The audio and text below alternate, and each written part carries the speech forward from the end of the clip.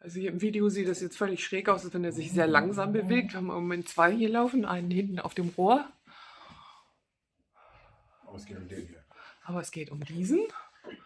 Und es sieht aus, als wenn er sich total slowly bewegt, aber in Wirklichkeit rast er. Und die Temperaturanzeige sagt, wie viel Grad? Ich kann das nicht lesen. Was? Ja, bitte der Innen auch 200? Oder 100? Ist ein Thermometer mit dabei? 100. 100 Grad. Oh, kann sich anfassen, nicht anfassen.